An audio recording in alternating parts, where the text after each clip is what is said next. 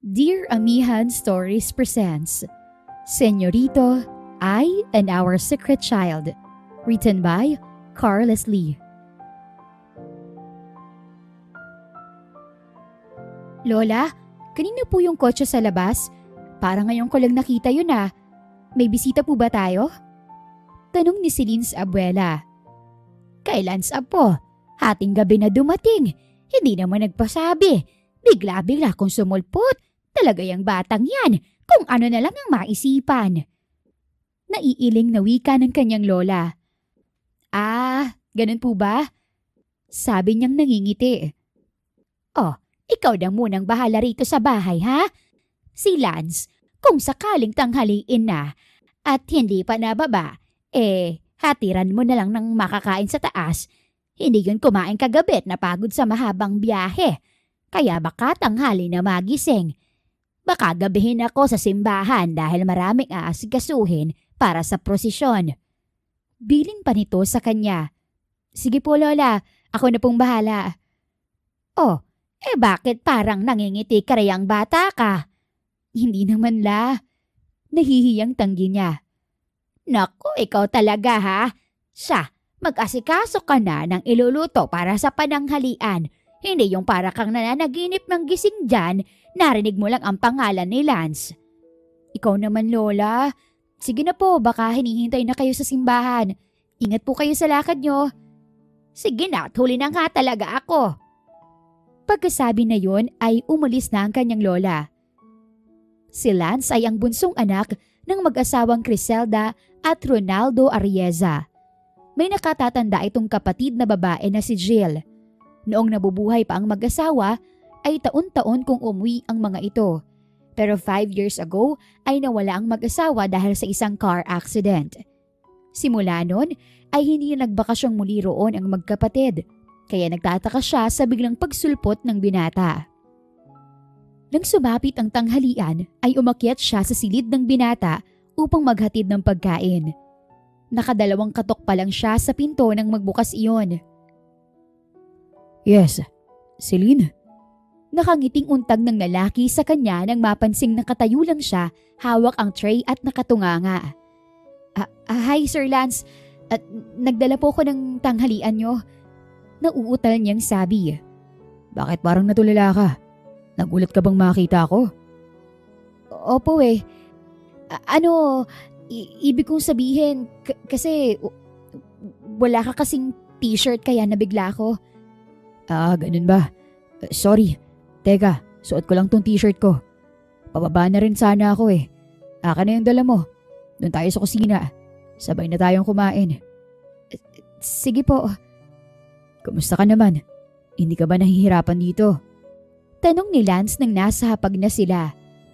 Okay naman Sir Lance. Wala nga masyadong ginagawa dito. Lance na lang. Huwag na sir. Ikaw naman. Hindi ka naman iba rito. Dito ka na nga lumaki sa bahay Tsaka si Nana Meding, dito na rin tumanda. Sige, Lance. Hanggang kailan ka rito? Ang tagal mo ring hindi umuwi. Dito na muna ako. Matagal ko ng plano actually. Tinapos ko lang talaga ang kolehiyo sa Maynila. Ngayon, pag-aaralan ko na ang pagpapatakbo nitong hasyenda. Talaga? Excited na sabi niya. Parang na-excite ka. Nakangiting wika nito na parang nanunukso. Pasensya na. Siyempre, masaya ako na magtatagal ka rito.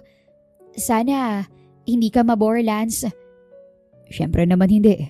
Narito ka Makahulog ang sabi nito na nagpatalon na naman sa puso niya.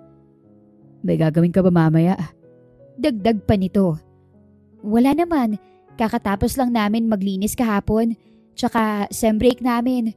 Bakit? May ipapagawa ka ba? Wala naman. May pupuntahan sana tayo Kasi naputo lang sasabihin niya nang dumating si Kevin na kababata niya. Tauhan din ito sa hasyenda at malayang nakakalabas-masok sa mansyon. Nariyan pala kayo, Sir Lance. Good morning po. Bati ni Kevin sa amo nila. Hi Kevin, good morning. Susundin ko sana si Celine. Napatingin naman sa kanya si Lance. Nag-ani kasi ng palay kahapon, Lance. Bale, magbibilad kami ngayon ni Kevin. Linggo at off ko. Kung pwede sana, extra akong magbilad. Sayang din eh. Pwede ba? Hindi siya nito sinagot, bagkos ay humarap itong muli kay Kevin. Hindi makakasama si Celine, Kevin. Pasensya ka na. Napamaang siya sa narinig. Ganun ba, Sir Lance? Sige ho, mauuna na ho ako. Paalam ni Kevin kay Lance bago siya binalingan. Sige Celine, una na ako. Anito na halatang hindi inasahan ang hindi niya pagsama. Sige, ingat ka Kevin.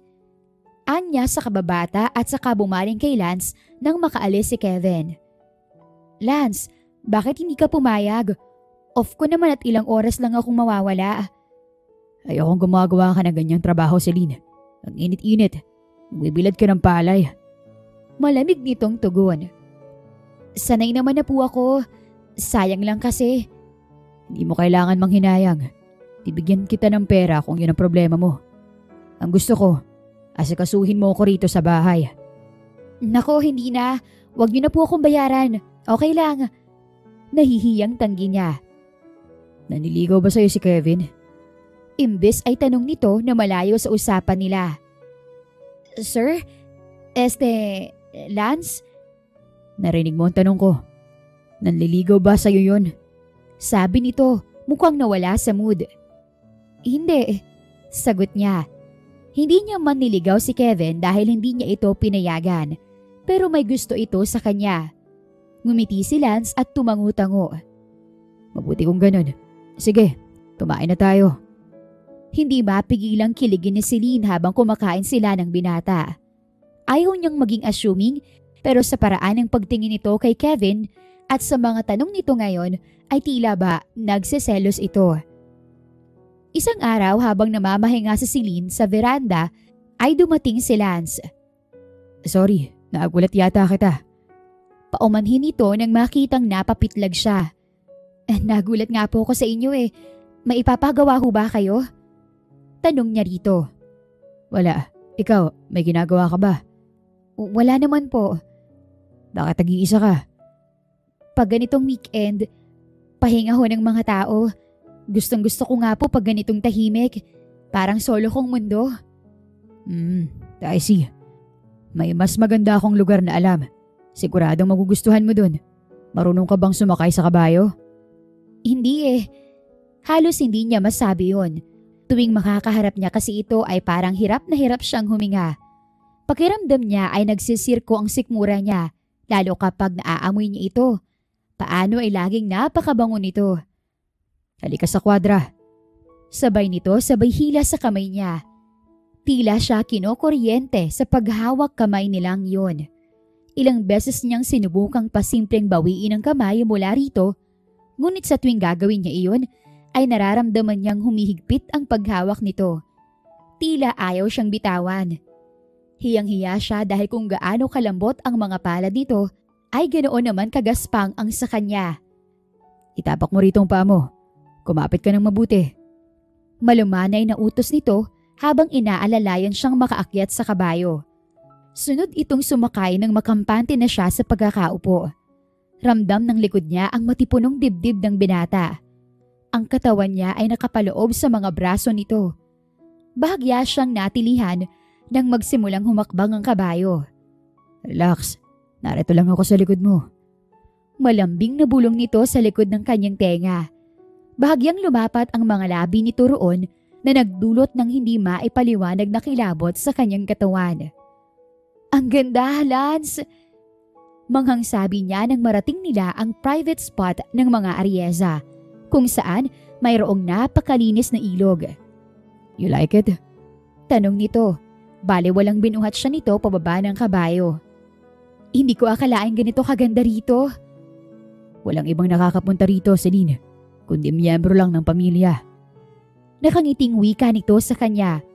Umupo ito sa buhanginan. Siya naman ay umupo na rin sa tabi nito. Kung ganon, bakit tayo nagpunta rito? Nasabi na rin sa akin ni Nana Meding na hindi pwedeng magpunta rito ang mga tauhan. Maliban na lang kung maglilinis. Nag-aalalang sabi niya. Ngumiti ito at bahagyang pinisil ang baba niya. You must be forgetting that I am one of the owners. Sabi ko nga. Anong pangarap mo, Celine? Bigla ay tanong ni Lance na nahiga sa damuhan at pumikit. Malaya niyang napagmasdan ang gwapong mukha ng binata. Bumaba ang mata niya sa mapupulang labi nito at ganoon na lamang ang pagpipigil niyang damhin iyon ng mga daliri niya. Celine? Ulit nito na nagmulat ng mga mata. Alam niyang nahuli siya nitong nakatitig sa mga labi nito. Ha? Agad niyang ibinaling ang mga mata sa tubig. Gusto kong pumunta ng Maynila. Baka sakaling makahanap ako ng mas magandang trabaho roon pagka-graduate ko. Kung sakali, ayoko na sanang magtrabaho si Nana Meding. That's it? Oo, yun lang. Well, that sounds easy for me. Madali para sa'yo dahil mayaman kayo. Wala akong alaala tungkol sa mga magulang ko, Lance.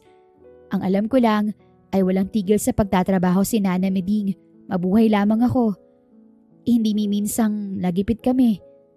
Kung hindi lang mabait ang mga magulang mo, ay mas lalo siguro ang paghihirap namin. Lalo na nang magkasakit si Lolo at tuluyang nawala. Iyon ang ayaw ko sanang maranasan ng mga magiging anak ko. May kirot sa puso niya nang maalala ang parting iyon ng kanyang buhay. Umupo ulit si Lance at hinawi ang buhok niyang tinatangay ng hangin at inipit iyon sa tenga niya. Masuyo itong tumingin sa kanya. That's not what I meant, Celine. I bet you will be a great mom. And wife too. Tell you what? May dinukot ito sa bulsa. I'll give you my key. Susi yan sa treehouse. Itinuro nito ang isang kubo sa ibabaw ng puno.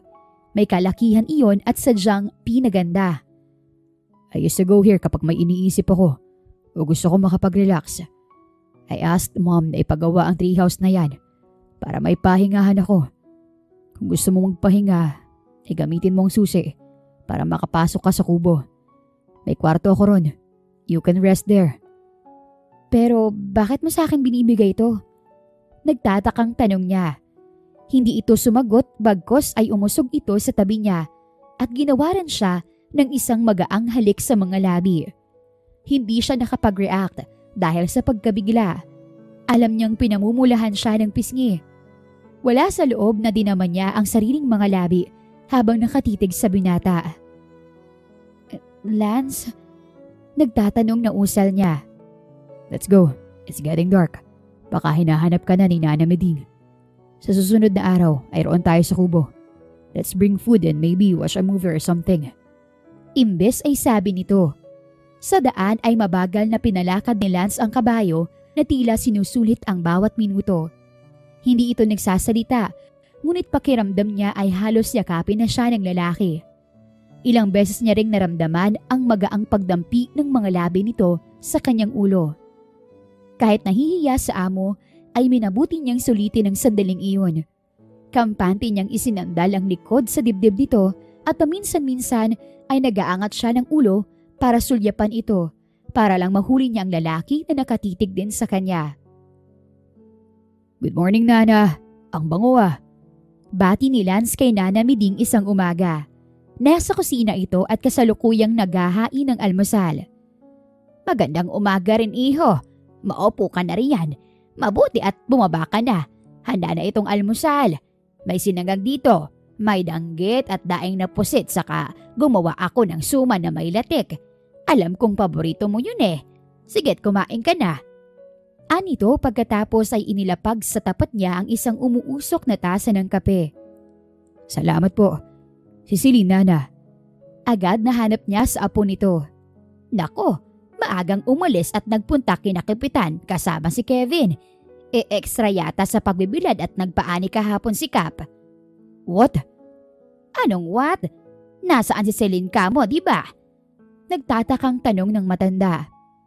Opo, I mean, bakit naroon siya? Sabi ko nga magbibilad sila ni Kevin.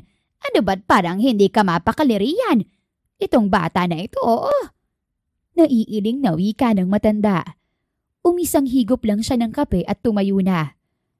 Sorry, Nana. I have to go. Mamaya na lang ako kakain. Saan ka naman pupunta? Habol na sigaw nito sa kanya. Susunduin ko si Celine, Nana. Pasigaw ring sagot niya sa matanda at saka dali-dali nang umalis para magtungo kina kapitan. Sa kabilang banda naman ay abala si Celine sa pagbibilad. Tara Celine, pahinga muna tayo. Medyo mataas na ang araw eh. Pawis na pawis ka na oh. Ani Kevin ay pinunas sa pawisang noo niya ang braso. Sige tara, ang init na nga. Nauuhaw rin ako eh. Mukhang magandang ani ni Kap ngayon ah. Sabi niya sa lalaki nang makaupo sila sa ilalim ng punong mangga sa tabi ng highway. Oo nga eh. Mabuti naman para makabawi. Binagyo kasi ang mga tanim niya nung nakaraan. Komento ni Kevin. Saka pansin ko, naputo lang sasabihin niya nang makita ang sasakyan ni Lance na pumarada malapit sa kanila. Celine! Tawag nito sa kanya. Lance! Sir Lance, magandang umaga ho. Bati ni Kevin kay Lance. Hi Kevin, good morning. Kevin, may sasabihin ako at hindi ko na gustong ulitin. Please, wag mo nang isama sa ganito si Celine dahil ayaw ko. Ikaw rin, kung gusto mong umuwi na ay umuwi ka na. Dumaan ka sa bahay mamaya at ako nang magbabayad ng araw mo. Sabi nito at pagkatapos ay binalingan siya. Tara na. Sabi nitong hawak ang braso niya at iginiya siya patungo sa kotse. Teka, may trabaho ako. Hindi ako pwedeng basta umuwi. Magagalit si Kap. Sabi niya sa lalaki habang hila siya nito papunta sa sasakyan. Hindi siya magagalit dahil kinausap ko na siya bago pa ako magpunta rito. Sagot nito na pinasakay na siya sa sasakyan.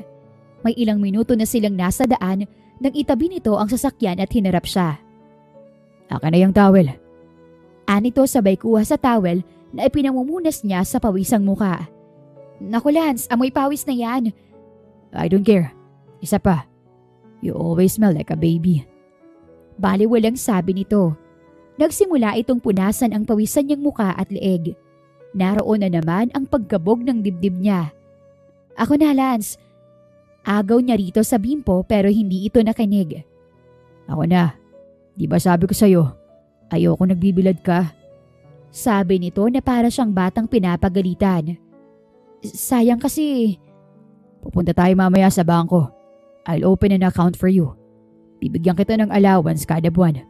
Utang na loob. Huwag ka lang magbilad sa araw. Pero hindi mo kailangan gawin yon. Tanggi niya. Nagulat siya nang bigla siya nitong nakawan ng halik. Lance, isa pang protesta mo. Hahalikan ulit kita. Babala nito na hindi niya alam kung matatawag mang babala dahil gustong gusto naman niyang magpahalik dito. Sa paglipas ng mga araw ay halos hindi na mapaghiwalay sina Lance at Celine.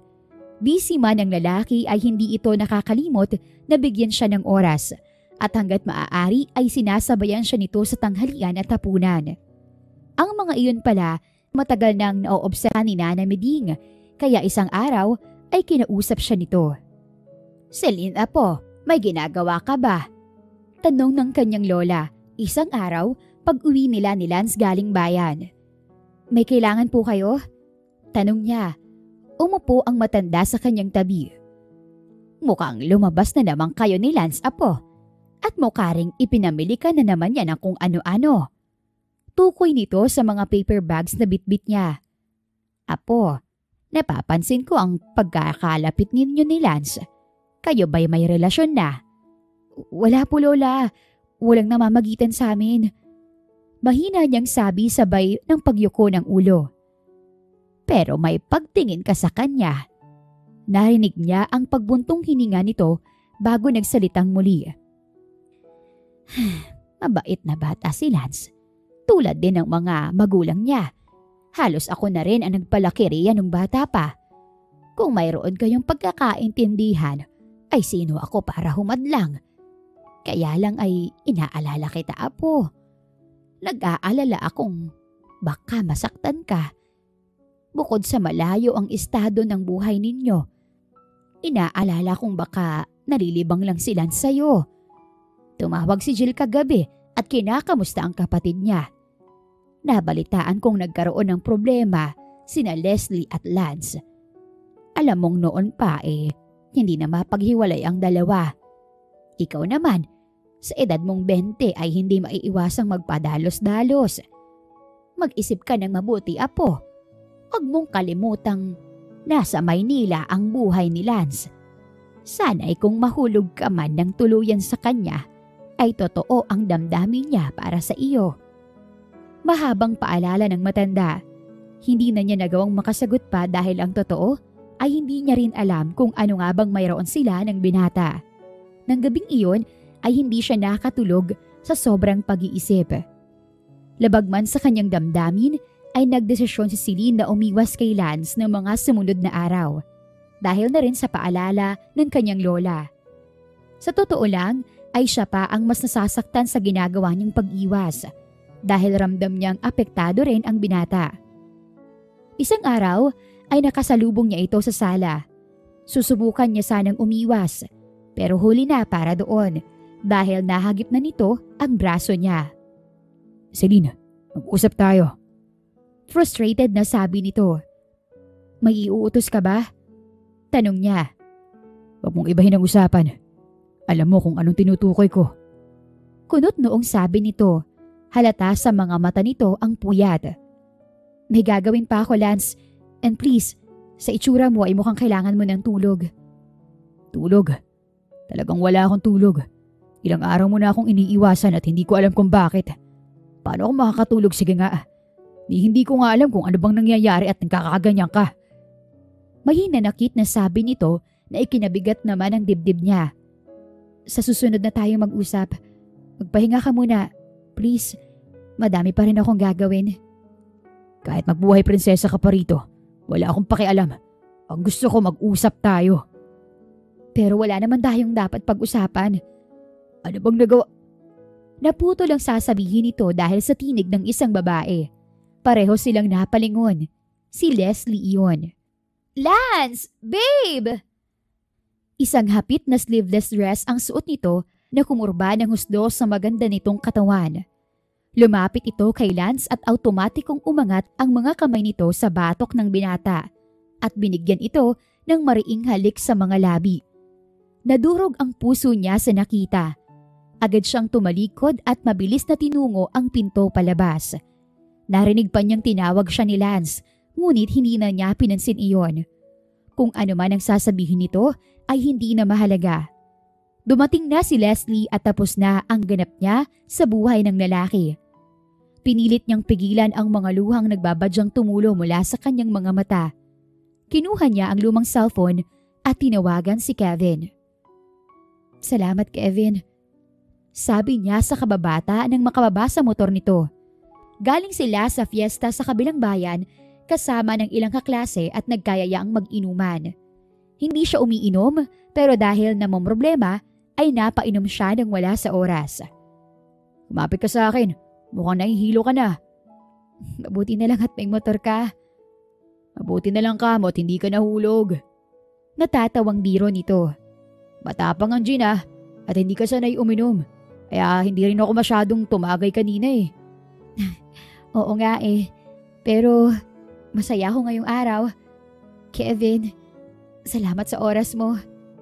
Niyakap niya ito bilang pasasalamat nang nasa tapat na sila ng gate ng mansyon. So paano? Sigurado ka bang okay ka na? Tanong ni Kevin. Oo naman. Salamat. Kahit paano, nalibang ako. Sige, magpahinga ka na. Baka nag-aalala na si Lola Miding sa'yo. Wika nito bago umalis. May ilang minuto rin ang lumipas na nakatitig siya sa doorknob bago na pagpasyahang buksan iyon. Tahimik at madilim na ang buong kabahayan. Maingat siyang lumakad patungo sa silid nang marinig niya ang isang pamilyar at malalim na boses. Saan kayo nanggaling ni Kevin? At inaboy ka ng ganitong oras sa labas? Mariing tanong ni Lance. Hindi man ito nagtaas ng boses ay alam niyang galit ito. Hindi ko alam na kailangan ko palang magpaalam sa'yo, Lance. Asik niya. Ganun. Patuyang sabi nito pagkatapos ay hinapit siya sa baywang at siniil ng halik. Dahil sa gulat ay nasampal niya ang lalaki. Well, that surely hurt, Celine. Make sure your reason is worth it. Sabi nito sa mababa, ngunit delikadong tinig. Hindi ko sinasadya, Lance. I'm sorry. Magigising si Lola sa ingay nating dalawa. Mabuti pa, matulog na tayo. Nauutal na hingi niya ng paumanhin. Amo niya pa rin ito kaya siya ang nagpakumbaba. No, Celine. We're not gonna sleep. Not until malaman ko kung bakit mo ko iniiwasan. Hinila nito ang braso niya palabas ng pinto. Lance, saan tayo pupunta? Protesta niya. Akala ko ba, natatakot kang magising si Nana Meding? Sa boses mo na yan, baka nga magising siya. Doon tayo sa treehouse. Kahit magkisigaw ka ron, walang problema. Isinakay siya nito sa kotse at mabilis na pinatakbo iyon patungo sa treehouse. Nang makarating sila roon, ay pabalya siya nitong pinaupo sa kama. Now speak up. Saan kayo nanggaling ni Kevin at ginabi ka ng uwi? Sa pagkakataong iyon ay hindi na ito nangiming magtaas ng boses. At anong pakialam mo? Ikaw ba? Pinapakailaman ko? Ha? Sigaw rin niya. Siguro'y napalakas ng alak ang loob niya upang kumprontahin ito. Shit! Bulalas nito saka inihilamos ang palad sa muka. Rinig niya ang malalim na paghinga nito. Alam niyang nagkokontrol ng matinding emosyon ng lalaki. Paglipas ng ilang sandali, ay lumapit ito sa kanya at hinawakan siya sa magkabilang balikat. Iniiwasan mo ko at hindi ko alam kung bakit. Alam mo bang ginagawa mo sa akin I can't sleep. Hindi nga ako makakilos ng maayos sa trabaho dahil puro ikaw ang laman ng isip ko. Hindi ba natin pwedeng pag-usapan ng problema? You're so unreasonable, Celine. Ako? Unreasonable? Naiyak nang sabi niya. Inalikan mo yung babae na yun sa harapan ko. I didn't kiss her back. Nagulat din ako. I wanted to explain pero bigla akong umalis. Talaga ba? O siguro, sanay na sanay ka nang humalik ng iba't ibang babae tulad ng ginagawa mong pagnanakaw ng halik sa akin. Kaya wala lang yun sa'yo. Utang na loob. She was the one who kissed me, Celine. Hindi ako. Kung akong humalik sa kanya, edi sana ganito ang nakita mo. Sabi nito pagkatapos ay bigla siyang siniil ng halik at inihiga sa kama.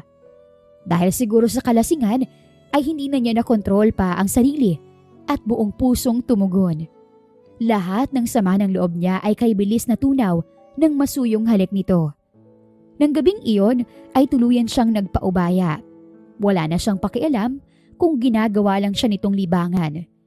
Kabaliwan man pero mahal na mahal niya ang lalaki at gusto niyang ipagkaloob ang sarili dito. Diyos ko, ano ito, apo? Nahihintakutang bulalas ng lola ni Celine na nagpagising sa kanya. Automatiko namang napaupo siya habang hindi magkamayaw sa pagtakip ng sarili.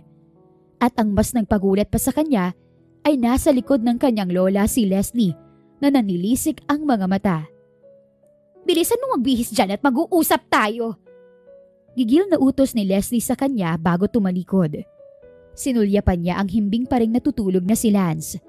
Alam niyang pagod ito dahil sa paulit-ulit na pagniniig nila sa nakalipas na magdamag. Hinaplos niya ang buhok nito at hinalika ng magaan sa labi. Bahagya itong umungol pero hindi naman nagising. Pagkatapos ay agad niyang pinulot ang mga damit na nagkalat sa sahig at mabilis na lumabas. Sumakay kayong dalawa sa kotse! Pasigaw ng utos ni Leslie sa kanilang maglola. Agad naman silang sumunod. Mabilis nitong pinatakbo ang sasakyan ngunit hindi ito bumalik sa mansyon kundi palabas ng asyenda. Ang kapal na mukha mong katulong ka? Akala mo kung sino kang santa kumilos? Iyon naman pala, mas makati ka pa sa higad. Leslie anak, mag-usap kayo ng maayos. Pwede namang pag-usapan ito ng mahinahon Singit ng lola niyang halatang ninenerbiyos. Isa ka pang matanda ka? Anong klaseng pagpapalaki ang ginawa mo riyan sa alaga mong ubod ng kateha? Leslie, wag mo namang sigawan ng lola. Wala naman siyang alam. Kung galit ka, sa akin ka nalang magalit. Hindi lang ako galit. Naggagalaiti ako sa galit. Kung pwede lang kitang sunugin, ginawa ko ng malandi ka. Asik nito na nanggigigil sa manibela. Ang sabi niya sa akin, wala kayong relasyon. Umiiyak na katwiran niya na halos bulong na lang. Oh, just shut up, bitch! Kumuha ito ng papel at ballpen mula sa drawer ng sasakyan at iniabot sa kanya iyon matapos iparada ang kotse. Sumulat ka riyan. Sabihin mo kay Lance na may nag-alok sa'yo ng magandang oportunidad sa ibang lugar at naisip mong wala kang mararating kung dito ka lang sa atin. Sabihin mong hindi mo siya mahal at nadala ka lang ng damdamin mo. Utos nito sa kanya. Pero Leslie, mahal ko si Lance. Tutol niya rito pero isang malakas na sampal ang isinagot nito sa kanya. Kung mahal mo si Lance, mas mahal ko siya at ako lang ang may karapatang magmahal sa kanya. Dalawa lang Celine, aalis ka o sisirain ko ang buhay mong gaga ka. O baka gusto mong sa kulungan na kayo dumiretso. Makapangyarihan ng pamilya namin sa bayang to. Baka nakakalimutan mo. Kayang-kaya kong gawan ng paraan para mabulok kayo sa impyerno. Leslie anak, huminahon ka. Pakiusap ng kanyang lola. Shut up you old witch! Sigaw nito sa matanda. Pagkatapos ay siya naman ang binaningan nito. Kumuha ito ng tseke sa bag at sinulatan iyon. Kunin mo at magsimula ka ng buhay sa malayo. Wala akong pakialam kung sang impyerno. Basta malayo sa amin ni Lance. At huwag na kayong babalik pa rito. Nanatili lamang siyang nakatitig sa tseke na hawak nito. Napaluha siya habang inaalala sa isip ang natutulog na binata na katabi niya buong magdamag. Kunin mo! Hiyaw ni Leslie na pumutol sa iniisip niya. Padabog nitong isinuksok ang tseke sa kwelyo ng damit niya. Pagkatapos ay pilit silang pinalabas ng sasakyan. Leslie, please, magpapaalam lang ako ng maayos kay Lance. Hindi na, Celine. At hindi ka na makakatungtong sa mansyon na yon kailanman. Pero Leslie, subukan mo pang magpakita kay Lance at makikita mo kung anong kaya kong gawin sa inyong maglola. Paggabanta ng babae bago pinasibat ang kotse. Makalipas ng 5 taon. Anak, pasensya ka na sa sasabihin ko. Pero hindi ba tama lang na malaman ni Lance ang nangyayari sa anak niya? Kawawa naman itong apo ko. Kilala ko si Lance.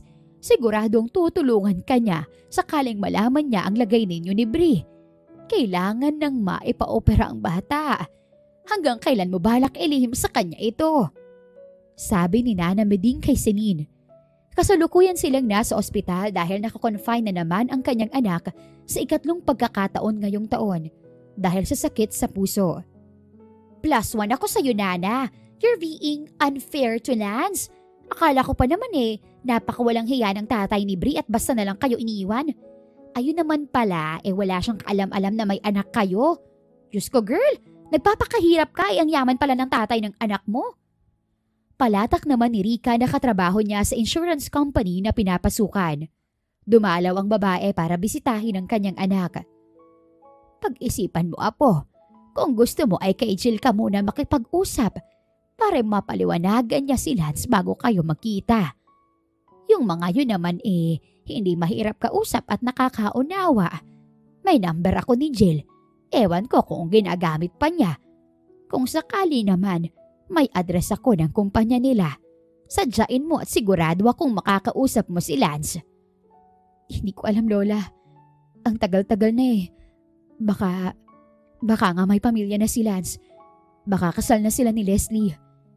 Oh, ano kung may asawa na? Aasawahin mo rin ba? Ang ibig kong sabihin, kakausapin mo lang naman yung tao para sa anak ninyo at kailangan ng maipa-opera. Kung hihintayin natin na makaipon ka, kailan pa yon?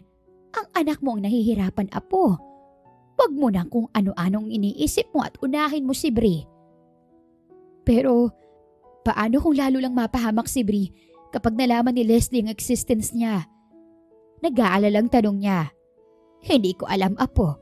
Pero ang alam ko, may pag-asang gumaling ang anak mo kung sasabihin mo na ngayon sa tatay niya ang totoo.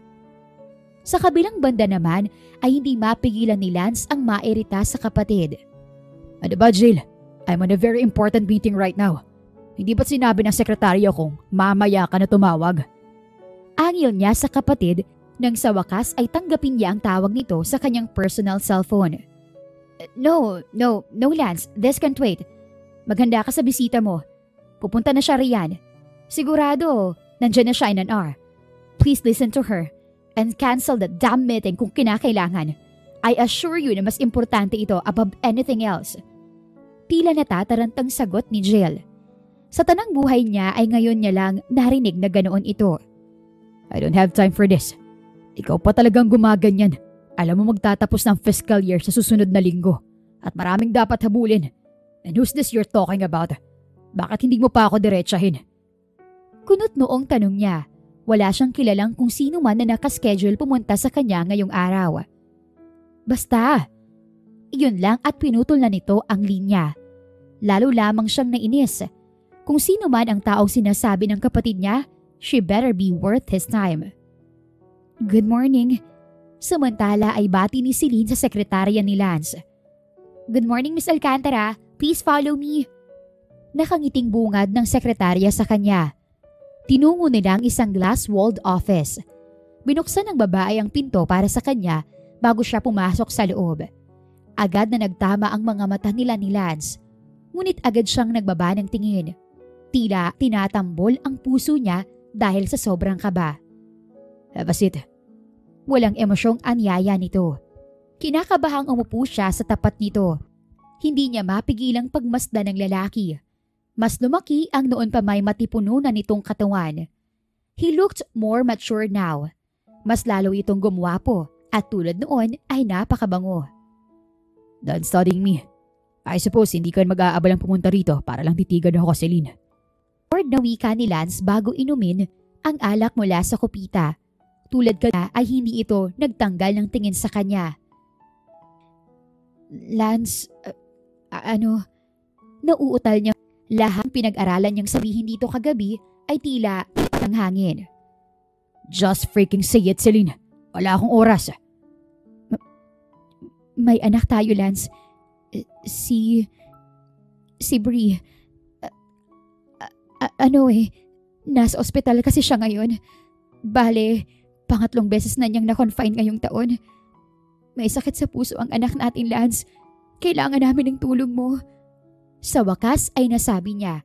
Tiningnan niya ang mukha nito. Umaasang may mapukaw na damdamin. Pero wala. Bagkus ay sarkastikong tumawa ito. And you really thought that I would fall for that, didn't you? After all these years na ani-anino mo ay hindi ko nakita. Out of nowhere, pupunta ka rito para sabihin may anak tayo. Oh, please. Sabi nitong naiiling. Muli itong nagsali ng alak sa kopita. Mataas iyon. At sa pagkabigla niya ay inisang lagok niya iyon. Bahagyang lumukot ang mukha nito dahil sa tapang ng alak. Hindi ako nagsisinungaling. Meron akong... Ano yan? Tinakbuhan ka na nakabuntis sa'yo. Agaw nito sa sasabihin niya. What? Gulat na tanong niya. You heard me. Lance, hindi. Bakit ko naman ipapaako sa'yo ang anak ng iba kung sakali? I don't know. Hindi ko alam ang takbo ng isip mo. Ikaw yung tipong basta-basta na lang nagdedesisyon eh. O baka naman, tinakasan mo rin katulad ko. Ikaw ba yan? Hindi ako makapaniwalang sa'yo nang gagaling ang mga salitang yan. Well, maybe you don't know me yet after all. Tulad ng hindi pa pala kita lubusang kilala. Anyway, makakaalis ka na. It's nice to see you again, Celine. Sabi nito sa mababang tono pagkatapos ay tumuyo na. Makinig ka naman muna. Please. Pakiusap niya. Paano ako makikinig sa'yo kung umalis ka nang wala mo lang pasabi? You made love to me then left me the next morning. Para saan? Para sa trabahong inialok sa'yo rito sa Maynila. Na humingi ka pa talaga ng napakalaking pera kay Leslie. Celine, hindi mo kailangang maging matalino para malamang kaya kong ibigay ang mundo sa'yo. At noong mga panahong yun, handa akong gawin ang lahat para sa'yo. Pero siguro, hindi ako sapat because you left. I wasn't enough to make you stay. Malungkot na sabi nito bago humugot muli ng malalim na hininga. Titig na titig ito sa mga mata niya. Lance, please. You may leave, Celine. Hindi ko kaya makipag-usap sa'yo ngayon. I'm sorry. Walang nagawa si Celine kundi ang umalis na lang. Ngunit nagulat siya nang kausapin siya ng doktor na siyang mag-oopera sa kanyang anak. Nabuti naman at narito ka na, Miss Alcantara. Kanina pa kita hinihintay. I'm Dr. Sandoval. Ako ang magiging surgeon ni Bree mamaya for the operation. Operation mamaya? Nagtatakang ulit niya. Well, tumawag sila sa akin. Siya pala ang daddy ni Bree. Kaibigan siya ng asawa ko. Dating magkaklase. Tinanong niya kung ready na ba ang anak ninyo for operation. At kung gano'n ay gawin namin agad ang nararapat para sa bata. Of course, again, we have to ask for your consent as the mother. On our end, Celine, we're more than ready to do the operation para hindi na rin mahirapan ng bata. Wala sa loob na napatago na lang siya. Naguguluhan siya sa mga nangyayari. Ganoon pa man ay pilit niyang iniintindi ang mga paliwanag ng doktor. Pag-alis ng doktor ay binalingan niya ang anak. How are you, baby? Tanong niya rito. I'm okay, Mommy. What took you so long? Nakangusong sabi nito. Mommy met with someone, anak. I see. What happened to your eyes? Did you cry? Well, you look like you cried. Hindi. I mean, anak ang saya ko lang kasi maooperahan ka na. Kaya naiyak ako kanina habang kinausap ako ni Dr. Sandoval. I see. Don't cry na kasi ako nga ayaw mo rin umiiyak, diba? Sure, baby. I'm hungry, Mommy. Gusto kong kumain. Di ba sabi sa'yo ni Lola masama magpalipas ng gutom? Oo, pero kasi may mga lab test ka pa, diba? Pag ganun kasi, hindi ka pwedeng kumain. Tapos mamaya, ooperahan ka na. Kaya magpagaling ka, anak, ha? Para hindi ka na mahirapan. Nagpipigil ng luhang sabi niya sa anak. Okay, can I eat ice cream after the operation? Sure, anak. Basta okay na kay Dr. Sandoval. Okay, Mommy! Ready ka na ba for the operation? Yes! Nakangiting tugon ng matapang niyang anak. Brave girl. Sabi niya sabay halik sa ulo ng anak at pagkatapos ay binalingan si Nana Meding. Mabuti pa, Lola. Umuwi muna kayo. Itatawag ko kayo ng taxi para hindi na kayo mahirapan. Halata ng pagod at puyat sa inyo. Ako nang bahala kay Bree. Tutal, nakalive naman ako. Sige, Celine. Uuwi na muna ako, ha? Sa tingin ko magandang resulta ng lakad mo. Mabuti naman, anak, at nang maoperahan na ang bata. Napakabilis talaga kapag may pera ang tao. Sabi ko naman sa'yo, hindi ka mabibigo kay Lance. Teka, sigurado ka bang kaya mong mag-isa rito? Paniniguro nito. Oo naman, La. Ako na munang bahala at baka kayo naman ang magkasakit. Dako, wag mo muna akong intindihin. Kahit naman may edad na ako, kita mo naman wala akong sakit. Nakangiting wika nito. Agad niyang inihatid ang matanda sa ibaba at isinakay sa taxi. Pag-akyat sa kwarto ay maya't maya ang dating ng mga nurse upang i-monitor ang vital signs ni Bree. Makalipas ang ilang oras ay naipasok na ito sa operating room. Makalipas ang maraming oras na wala siyang hinto sa pagdarasal, ay ibinalita sa kanya ng doktor na successful ang operasyon. Ganoon na lang ang pasalamat niya na walang naging problema.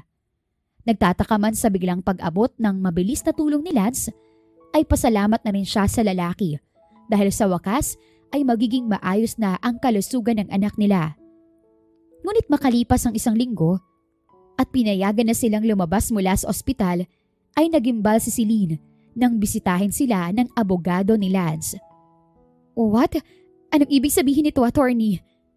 Napabulala si Celine nang mabasa ang dokumento na iniabot sa kanya ng abogado.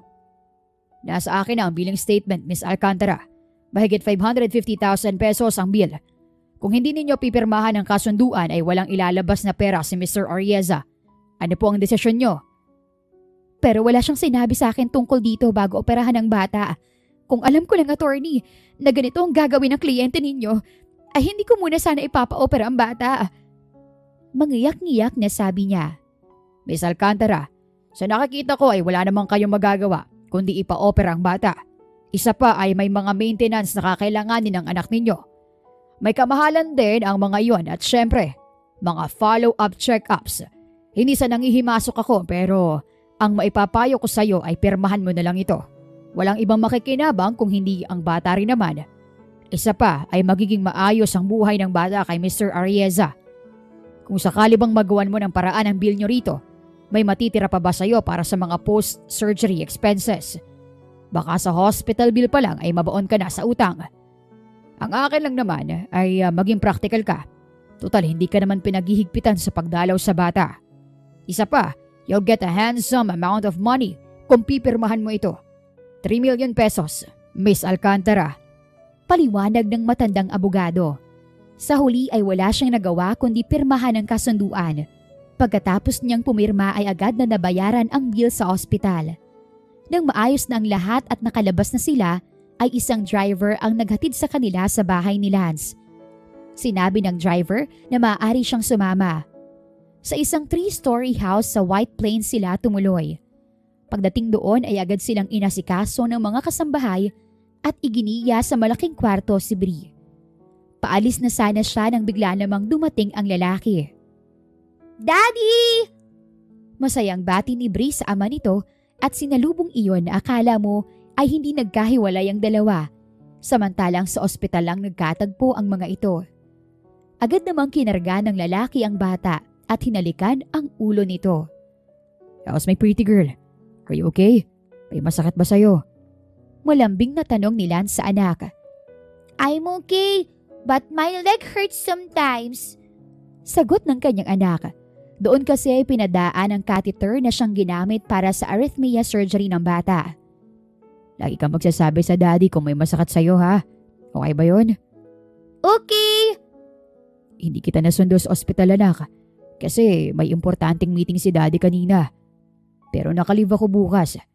I'll take care of you, okay?" "Yeah, but aren't you gonna kiss mommy tulad ng ginawa mo sa akin? Diba nagkikiss din ng parents pag umuwi na ang daddy galing work? Ganoon sa TV, daddy." Inosenteng sabi ng anak niya na ikinabilog ng mga mata niya. "Bree," saway niya sa bata. Ramdam niya ang pagkabog ng kanyang dibdib. Napatingin siya kay Lance na nakatitig pala sa kanya. Agad siyang nag-iwas ng tingin. "Siyempre anak, nakakalimutan lang ni daddy." Sagot nito sa bata, sabay hapit sa kanyang bewang at dampi ng halik sa kanyang labi. Kung bakit kailangang sa labi pa siya nito halikan ay hindi niya alam. Ang sigurado niya lang ay pinamumulahan na siya ng pisngi ngayon dahil hindi niya inaasahang mapapikit ng mahalikan siya nito at alam niyang nahuli nito iyon. "Napakawalang hiya mo talaga." Asik niya sa lalaki nang makatulog na ang anak nila. Sinundan niya ito sa veranda kung saan ito nagkakape kaharap ang laptop. "Ano ba, Celine?" Itinigil nito ang ginagawa at humarap sa kanya. "Anong plano mong gawin, ha? Ginigipit mo ako." "Hindi ko alam kung anong gusto mong sabihin. At hindi kita ginigipit." "Hindi. Kaya pala ipinaopera mo ang bata. At nang bayaran na, may abogado kang nagpapirma sa akin at kasunduan para mapunta sa'yo si Bree. Alam mong hindi ako tatanggi dahil wala akong pera. Akala ko ba hindi ka naniniwalang may anak tayo?" Akusa niya rito. "Sinabi ko lang yun dahil masama ang loob ko sa pagalis mo. Pero alam ko naman na hindi ka maglalakas loob na puntahan ako matapos ang matagal na panahon kung hindi totoo ang sinasabi mo. Isa pa, sinend sa akin ni Jill ang mga pictures ng bata na ipinasa mo sa kanya. Walang kahit sino magsasabi na hindi ko anak si Bree. Halos wala nga nakuha sa iyo eh. Kamukhang kamukha kong anak natin." Sabi nito na medyo lumambot ang ekspresyon ng muka. "Oh really? Nakakagulat naman na hindi ka man lang nag-request ng DNA tests." Sarkastikong balik niya. "No need for that. I am more than confident that Bree's mine." Sabi nito sabay buntong hininga. Ilang minutong katahimikan ang dumaan. Kapwa sila nagpapalipas ng mataas na emosyon. "Hanapin ako ng bata, Lance. Sa akin siya lumaki. Natural sa akin siya sanay. Ibalik mo na siya sa akin. Please, kailangan ako ng anak natin." Pakiusap niya rito maya-maya. "Then stay here. Dito ka sa akin para makasama mo rin si Bree. Problem solved. Hindi naman kita ilalayo sa bata eh." "What? Ako? Titira rito kasama mo? Pabago-bago rin talagang isip mo, ano? Parang nung nakaraan lang sa office mo halos ipagtabuyan mo ko. Tapos pagbalik ko sa ospital, biglang ayos na ang lahat. Tapos nung palabas na kami, may paabogado ka at pinipilit pa akong pumirma ng kasunduan. At ngayon naman, gusto mong magsama tayo? Nababaliw ka na ba talaga? Hindi ko rin alam, Celine. Siguro nga, nababaliw na ako. Sabi nito na titig sa kanya. Lumapit ito. Umangat ang kamay nito upang haplusin ang kanyang pisngi. Umatras siya dahil natatakot siyang mapalapit dito. Ngunit mesa na ang nasa likod niya. Alam niya sa sariling may pagtingin pa rin siya rito at natatakot siyang traidorin siya ng sariling damdamin. You're unbelievable, Lance. Usal niya na halos hindi maisatinig dahil biglang nanlambot ang mga tuhod niya sa pagkakalapit nilang iyon. Pinag-isipan ko tong mabuti, Celine. Hindi ako masyadong dumalaw sa ospital dahil parehong mataas ang emosyon nating dalawa at ayoko mag-away tayo sa harap ng bata. Ang totoo, hindi ko lang alam kung paano sasabihin sa'yo at tumeron na lang kayo sa akin. Kaya naisipan kong papirmahin ka ng kasunduan para kahit paano, kahit si Briman lang makasama ko. Miss na miss ko ang anak natin. Madaming panahon ang nawala sa amin. Sa atin. Hindi ba dapat lang na subukan natin ulit? Ayokong lumaking walang ama o inang bata. At sigurado kung ayaw mo rin ng ganun. Pero hindi ganun kadaling lahat, Lance. Sabi niyang naguguluhan. Bakit? May boyfriend ka ba? Tanong nito nang bahagyang nagdilim ang muka. Wala. Then let's start again. Live with us. Hindi ko na uungkatin pa ang nakaraan. Ayoko mag-away pa tayo dahil sa mga bagay na lumipas na. Pag-isipan mong mabuti. Kahit para na lang sa anak natin. Hindi naman siguro ganoong kasamang pumisan ka sa akin. Hindi mo kailangan matulog sa kwarto ko. May sarili kang kwarto. Ang gusto ko lang, magkakasama tayo sa iisang bubong. Kahit man lang habang hindi pa naiintindihan ni Bri ang sitwasyon. Hindi pwedeng ma-stress ang bata, lalo't bagong opera siya. Pasensya ka na kung hindi kita agad pinaniwalaan noong pumunta ka sa opisina ko. Believe me, naniniwala ako. Talagang mas nanaig lang ang sama ng loob ko sa'yo. Pag-isipan mong alok ko, Celine. Hindi nagtagal si Celine sa pag-iisip dahil may punto si Lance. Para sa anak nila ay hindi na nga siya dapat nag-iisip, kaya naman pumayag din siya sa gusto ng lalaki. Makalipas ang ilang buwan. Lance, ano ba? Hindi ako marunong lumangoy. Hindi naabot ng paa ko ang buhangin. Tili ni Celine nang bigla siyang buhatin ni Lance at dalhin sa malalim na bahagi ng dagat. Maganda nga yun eh. Para wala kang choice kundi kumapit sa akin. Nakangising sabi nito habang hinahalik-halikan ang leeg niya. Pasaway ka talaga. Kikiriti ako. Natatawang sabi niya habang kinikilig sa paglalambing nito. Lalo kang gumaganda, mahal. Bolero? Hindi bola yun. Bata pa lang tayo. Patay na ako sa iyo eh. Sa dami ng magagandang babae na nakapaligid sa iyo noon sa Maynila? Diskumpiyado niyang tanong. May maganda, oo. Pero hindi silang gusto ko. Totoo ba yan? Hindi ba halata? Halos gabi-gabi na nga kitang pinupuyat eh. Nakangising sabi nito na ikinatawa niya dahil totoo namang lagi siya nitong pinupuyat. Ikaw, masyado kang pilyo. Hindi na niya naituloy ang sasabihin dahil isang masuyong halik sa mga labi ang ibinigay sa kanya nito na buong puso naman niyang tinugon. Mahal na bahal niya ito at nararamdaman niyang ganoon din ito sa kanya. 3 buwan na ang lumipas mula nang pumayag siyang pumisan dito. At dahil kapwa sila may nararamdaman para sa isa't isa, ay mabilis ding naayos ang relasyon nila. Kasulukuyan silang nagbabakasyon sa Zambales. Kasama din nila si Jill na laging pasimuno ng mga gala ng pamilya. Kinagabihan ay nakasimangot ang anak nila habang naghahapunan.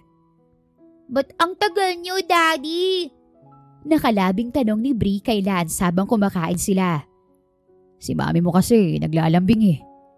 Patawa-tawang sagot ni Lance habang kalong ang anak at sinusubuan ng pagkain. Siniko naman niya ito upang sawayin. Ikaw, pabulong na saway niya rito. Bakit? Wala naman ako sinabi. Sabi ko lang naglambing ka. Ganting bulong nito. Nako Bri, mukhang malapit ka nang magkaroon ng kapatid. Natatawang singit ni Jill. Dapat lang, maglilimang taon na si Bri. Kung ngayong taon mabubuntis si Celine, di 6 na taon na ang bata bago makapanganak ang nanay niya. Kawawa itong apo ko, wala man lang kalaro na kaedad niya. Dagdag naman ng kanyang lola. Lola naman. Anong lola naman? Ano yan, wala kang balak sundan? Ilan bang gusto mong kapatid, anak? Tanong ni Lance sa anak nila. I don't know. Maybe 2. 1 sister and 1 brother. Or maybe more if you like. Oh, Mommy, maybe more raw. Ani Lance sa kanya habang nakangisi. Inirapan naman niya ito. Naku anak, saka na ang kapatid pag gumaling ka na talaga ha? Yaan mo anak, sisipagan ni Daddy para sa'yo. Shut up! Sabi niyang pinandilatan ang lalaking tatawa-tawa. Sus, ano pa ba namang dahilan para hindi sundan ang bata? Mahirap ang iisa ang anak. Ito namang kapareha mo kayang-kaya kayong buhayin. Ikaw may trabaho rin. Baka kapag pinatagal mo pa mahirapan ka nang magbuntis o manganak. Kung sa pag-aalaga naman na ba pwede pa ako. Litanya ng lola niya. Pwedeng hindi na magtrabaho si Celine, di ba Nana? Singit ni Lance na matagal na siyang pinapatigil magtrabaho dahil gusto nitong makapag-focus siya sa pag-aalaga ng anak nila. Lance naman, siguro ay naramdaman ni Jill na hindi siya komportable sa itinatakbo ng usapan kaya iniba nito ang topic. Napunta sa negosyo at farm ang usapan na lihim niyang ipinagpasalamat. Love, bakit late ka nag-umuwi? Nag-message ako sa'yo, hindi ka naman sumasagot. Kahit yung tawag ko, hindi mo sinasagot. Nagtatampong salubong ni Celine kay Lance, isang gabing late itong umuwi. Kapaparada lang nito sa garahe. Sorry love, may dinner meeting kami. Hindi ko lang nasabi sa'yo. Napatagal kasi, hindi maubos ang kwento ni Mr. Yamada. Hindi kasi gusto ng mga Japanese na nagsiselfone kapag may ganong meeting. Kaya hindi kita ma-replyan. Tsaka naka-silent ako. Pasensya na. Paliwanag ni Lance pagkatapos ay hinapit siya sa bewang at binigyan ng isang masuyong halik sa mga labi. I see. Sige, 10:00 na so kumain ka na doon. Oo nagluto ka ba? Oo. Akala ko kasi dito ka kakain pero nakapag-dinner ka naman na. Pwede kakain ulit. Problema ba yon? Ikaw ba, nag-dinner na? Hindi pa. Iniintay kita Sorry. Tara, kain na tayo. Sasabayan kita. Sabi nito na hinalikan ang kanyang ulo. Teka, may ibibigay nga pala ako sa'yo. Kinuha ni Lance mula sa backseat ng sasakyan ng isang bouquet ng pink roses at iniabot sa kanya. Thank you, pero para sa naman to? Nakangiting sabi niya, kinikilig. Wala, alam kong naghintay ka Suhol para hindi mapagalitan ng misis. Tatawa-tawang sabi nito saka muling nagnakaw ng halik sa kanyang labi. Sorry ulit. Pag ganito kaganda ang bulaklak, magagalit pa ba ako? Sagot niyang kinikilig na parang teenager. Pagkatapos nilang kumain, ay agad din silang pumanhik sa kanilang silid. May sasabihin ako sa iyo, love. Ani Celine kay Lance nang nasa silid na sila. Ano yun? Last day ko na kanina sa office. For real? Masayang sagot nito. Yeah, for real. Thank you. I love you. Sa wakas, masusola na rin kita. Sabi nito na niyakap siya ng pagkahigpit-higpit. I love you too. Mas marami na tayong oras para sundan si Brie, love. Tukso nito sa kanya. Ikaw, napakapilyo mo talaga. O bakit? Narinig mo naman ang sabi ni Lola at ni Jill. Kung hindi ka umalis noon, siguro nakatatlo na tayo. Sabi nito na yakap-yakap pa rin siya. Magtigil. Natatawang saway na lang niya rito, sabay kurot sa tagiliran nito. Ang totoo ay natatakot siyang umasa kay Lance pagdating sa pinansyal nilang pangangailangan ni Brie. Nasanay na kasi siyang mag-isa bilang single parent. Pero dahil nga mas importanteng magabayan niya ng husto ang anak nila, ay pumayag na rin siyang bitiwan ang trabahong napamahal na sa kanya.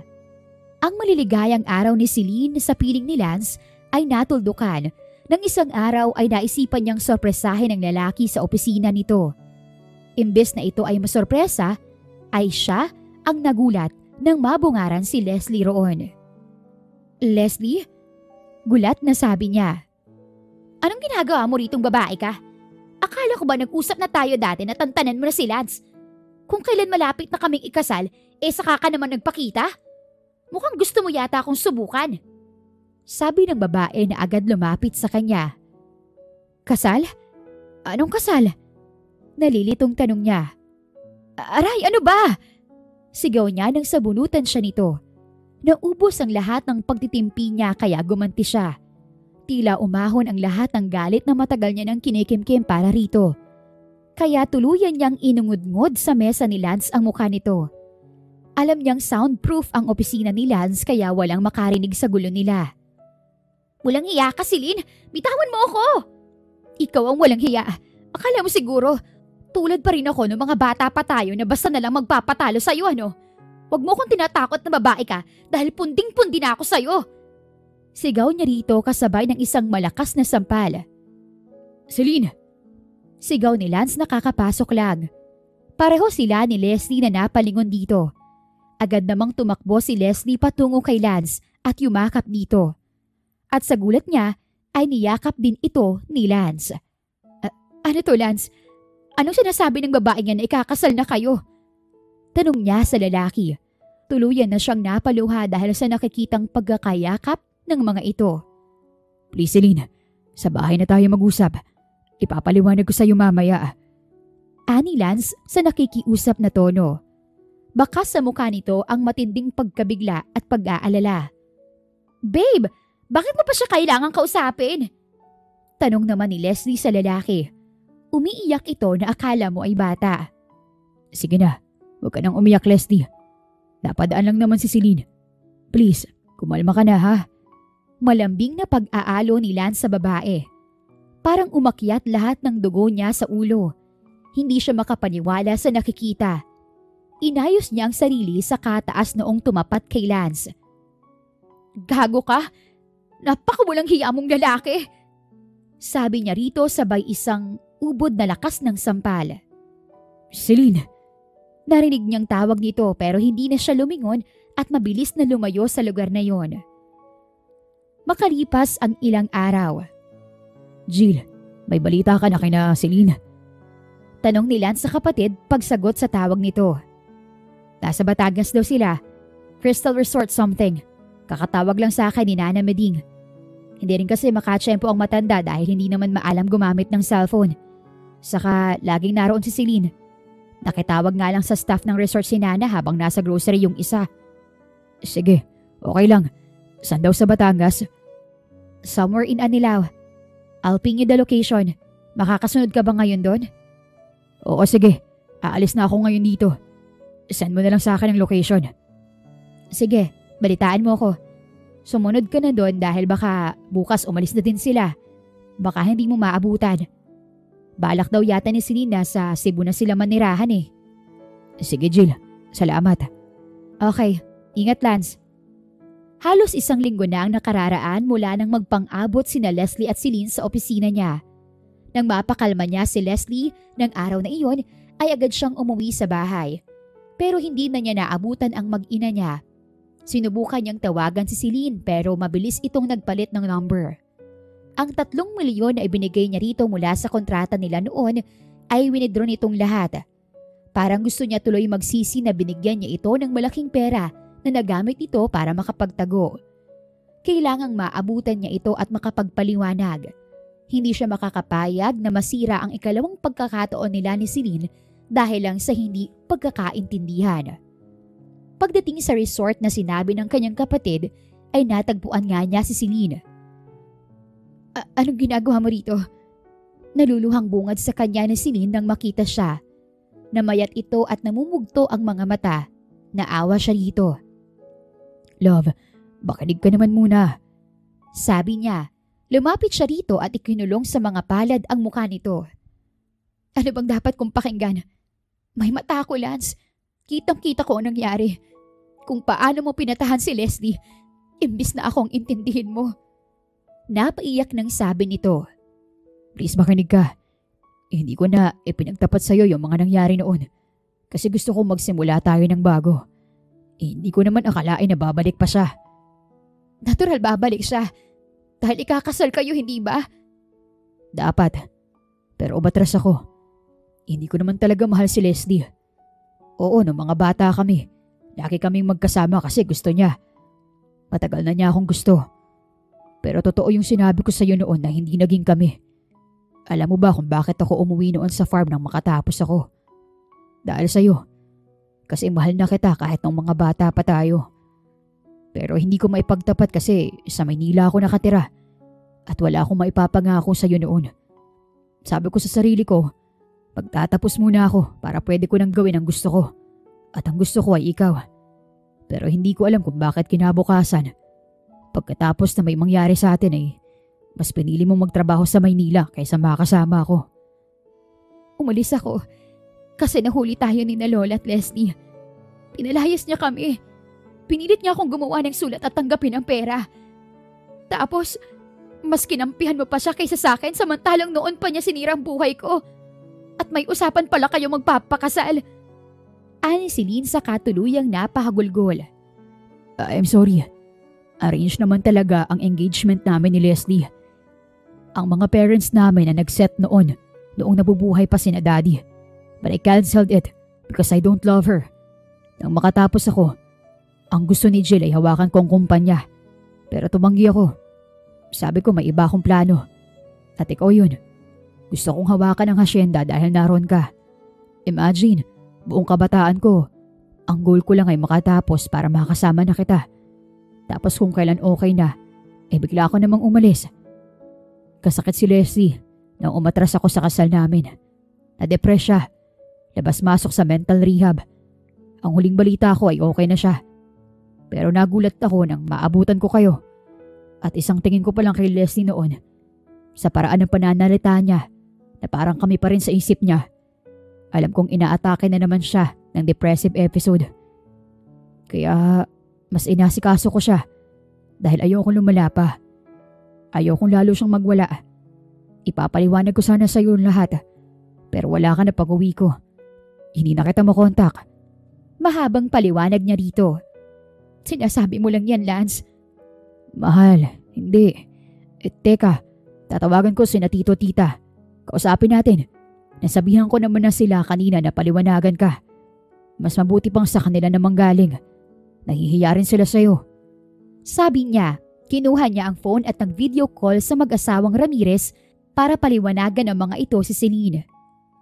Naniniwala ka na ba? Tanong niya kay Celine pagkatapos nitong makausap ang mga magulang ni Leslie. Oo, I'm sorry, nagpadalos-dalos ako. Kasalanan ko. Hindi ko sinabi sa'yo kaagad ang sitwasyon. Ayoko na kasing pag-usapan pa natin ang nakaraan eh. Please, wag naman kayo lumayo. Pakiusap niya. Hindi na. I'm sorry. Sagot nito na sa wakas ay yumakap na rin sa kanya.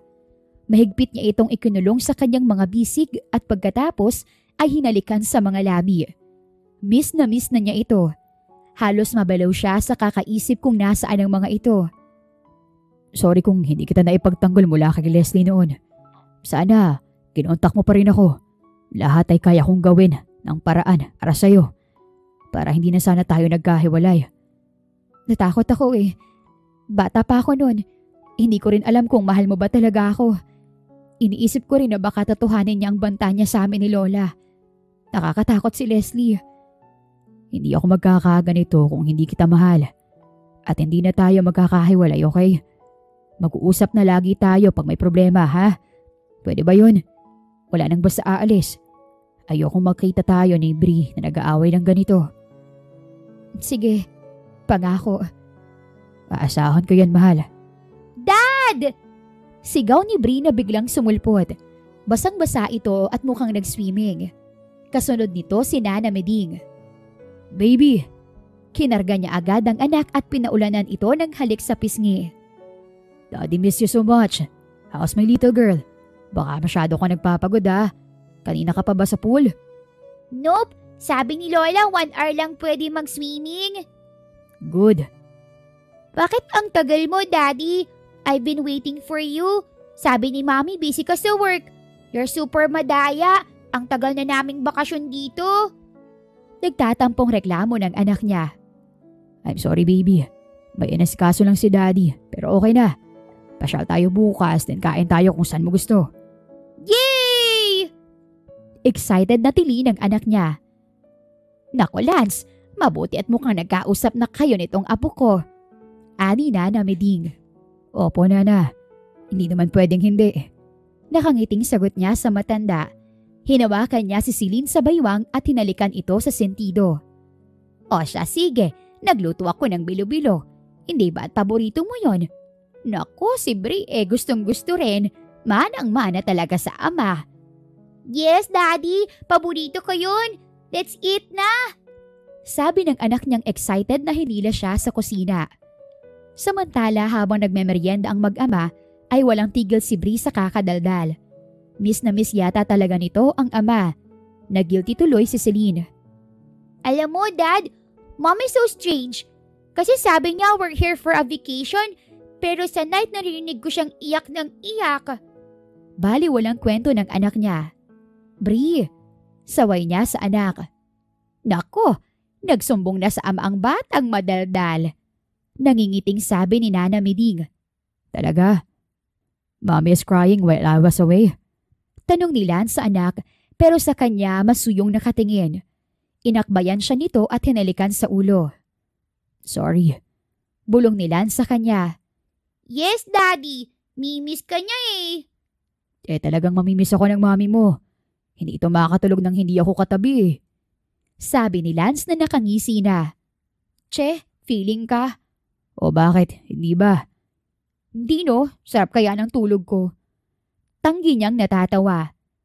Nako, mami mo Bri, napakasinungaling. Anong ginagawa sa mga sinungaling na nanay anak? They go to hell. Inosenteng sagot ng anak nila. Nagkatawanan sila. Grabe naman anak, wag naman dun. Lagot muna kay Daddy, ganun lang. Shut up! Ano ba nakakahiya kay Lola? Pabulong na saway niya rito. Wag mong intindihin si Nana dahil magkakampi kami yan. Ako ang intindihin mo mamaya pagkatapos natin dito. Dahil lagot ka talaga sa aking babae ka. Tandaan mo, almost 1 week ako nagtiis, mahal. Bulong nito sabay pisil sa kanyang hita. Oh, shut up! Kunwaring asar na tugon niya. A few years later. Nako anak, tama na yung paglalaro mo, pawis na pawis ka na. Saway ni Celine kay Calix, ang ikalawang anak nila ni Lance. Swerte dahil lalaki ang sumunod kay Bri. 3 years old na ito. Mahigit 3 taon na rin mula nang magpakasal sina Lance at sa ngayon ay nasa Zambales sila dahil bakasyon ni Bri sa school. Tila hindi naman siya narinig ng bata at nagpatuloy ito sa pagtakbo sa ilalim ng punong mangga. Hinihingal na siya kakasaway sa anak na mukhang walang kapaguran. Love, si Calix hindi na naman sumusunod. Paghingi na niya ng saklolo sa asawa. Calix, anak, dito ka na kay Daddy at pagod na si Mommy. Tawag ni Lance sa anak na agad namang sumunod. Paglapit ng bata ay agad na kinarga iyon ni Lance. Ay naku, mga anak mo kukulit. Parang hindi na uubusan ng energy. Saka bakit ganon? Sa'yo ang bilis nilang sumunod. Sa akin pahirapan. Puro kamukha mo na nga eh. Reklamo niya. O kita nyo na. Nagagalit na si Mommy. Tatama rin ang gumawa ng merienda yan. Kiss na si Mommy. Sabi ni Lance sa mga bata na agad namang sumunod at hinalikan siya sa pisngi. Sige na, pasok na sa loob mga kids. Nagbe-bake ng cake si Mommy. Lantakan natin. Dagdag pa ng asawa niya. Yay! Hiyawa naman ng 2 bata na nagunahan sa pagpasok sa bahay. Ang unfair mo. Ang bilis mo mapasunod ng mga bata. Sabi niya sabay palo sa braso ng asawa habang papasok sila sa kabahayan. Tumigil naman ito sa paglalakad at hinapit siya sa baywang. Siguro, kailangan na nating sundan, love. Malay mo, yung pangatlo, kamukha mo na. Manahimik. O bakit? Sabi nila pag magandang lahi, magpadami, di ba? Hirit nito bago siya masuyong hinalikan. Mommy, Daddy, ang tagal nyo naman! Sabay na sabi ng mga anak nila mula sa pintuan na dahilan para bigla silang magkalas na mag-asawa. Naroroon din pala sina Jill at Lola Miding na nanonood sa kanila, kaya ganoon na lang ang hiya niya. Naku mga kids, ang mga parents nyo, ayaw paawat kahit may araw pa. Mamayang gabi nyo na ituloy yan at hinihintay na tayong lahat ng merienda. Kantsaw ni Jill sa kanila. Agad nilang tinungo ang kabahayan at sama-sama nilang pinagsaluhan ang isang masarap na merienda. Masayang-masaya ang puso ni Celine na pagmasdan ang pamilya niyang buo at masaya. Umusal siya ng panalangin sa Panginoon dahil sa blessings na ibinigay nito sa kanyang buhay at wala na siyang mahihiling pa. The end. Kung nagustuhan ninyo ang aming istorya, ay huwag kalimutan na mag-like at subscribe. Mag-iingat po tayong lahat. Salamat!